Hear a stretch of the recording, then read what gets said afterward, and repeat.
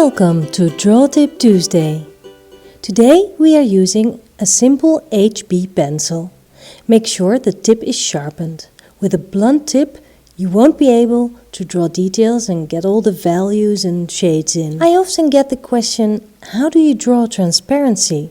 So I found a photo of a glass of water for today's drawing. First of all, you need to forget about the subject you're drawing. If you keep thinking of the glass and the water, you will more likely draw what you think you are seeing instead of drawing what you see. From now on, think of the picture as all sorts of shapes, shades and values. You will be taking this step by step, shade by shade. What I'm doing is first getting the shape of the glass down. At this point I am already forgetting about it being a glass, because I don't want to think about perspective. I am just following the outlines and draw these in the angles like I see them on the photo. Then I start looking at the values I see. It helps to see the differences between lighter and darker values if you squint your eyes. That will filter out most color information as well, which can be sort of distracting. I start at the left because I am right-handed and work my way downwards to the right.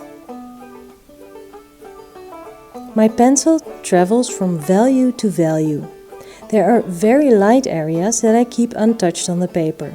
The white of the paper will function as highlights that way, and there are very dark areas that I will color in darkest. In between those lights and darks, I see many values, and you can sort of see them like shapes all next to each other. Don't press too hard with your pencil. If you need an area to be darker, just add a few layers on top of each other. The longer you look at your subject, the more gradations you will see. Just try going from gray area to gray area, adding darker bits in layers. It will take practicing, and your mind will wander off to the subject, the whole, rather than the values it exists of. Keep trying and getting back. At some point, your eyes and hands will work together and you will learn to translate the things you see onto the paper. It's fun to practice this, and you don't need to finish a whole drawing in one go. You can take this in phases if you want to.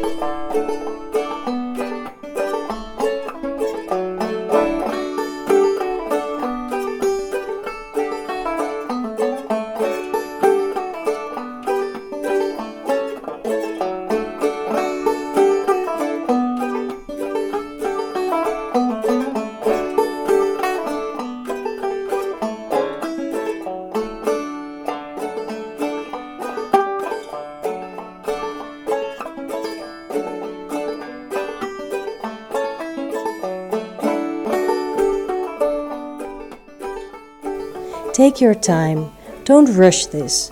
First you may think it's going nowhere and it takes forever, but as you are working your way through the drawing, you will see the drawing grow, and that will give a great sense of accomplishment.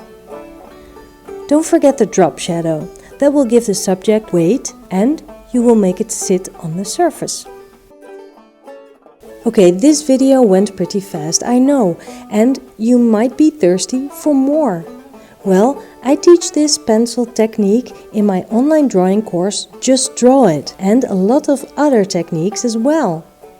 The course has started just yesterday, so you can still jump right in. Go to makeawesomeart.com and join the course today.